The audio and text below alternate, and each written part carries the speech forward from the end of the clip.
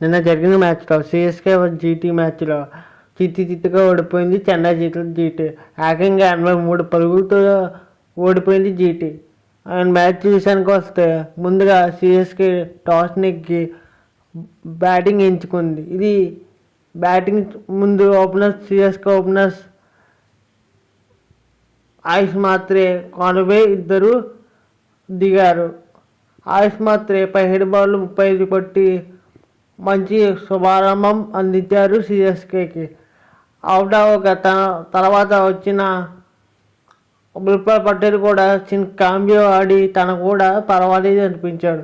ఈ దశలో Conway half century సాధించాడు. అండ్ నెక్స్ట్ వచ్చిన సుమన్ దుబే 2 సిక్స్లు కొట్టి తను కూడా అవుట్ అయిపోయాడు.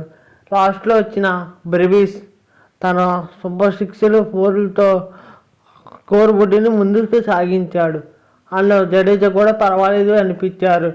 ఇలాగ బ్యాటింగ్ చేస్తూ ఉండగా చెన్నై స్కోర్ ఫైనల్గా 230 కొట్టింది. అండ్ జీటీ బౌలింగ్ విషయానికి వస్తే మళ్ళీ అగైన్ ఫెయిల్ అయింది. మన లాస్ట్ మ్యాచ్లో కూడా అలాగే వేసింది, ఇప్పుడు కూడా ఇలాగే జరిగింది.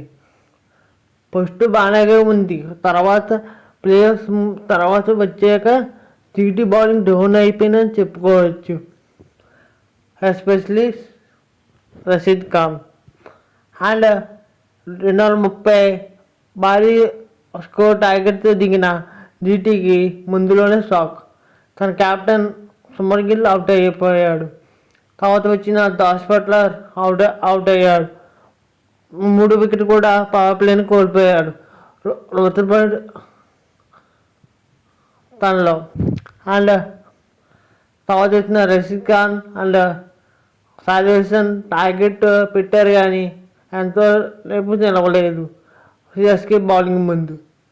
దెన్ మనం చూసాం 83 పరుగులతో భారీ విజయం సాధించింది.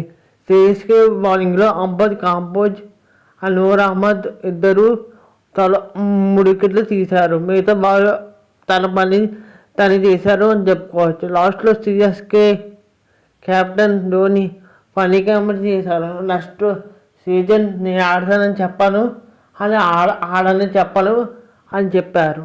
తర్వాత పర్పుల్ క్యాప్ విషయానికి వస్తే again Pradeep Krishna. And orange cap విషయానికి వస్తే సాధుశాన్. Thank you for watching. Have a night day. Please subscribe my channel. Bye. Have a night day.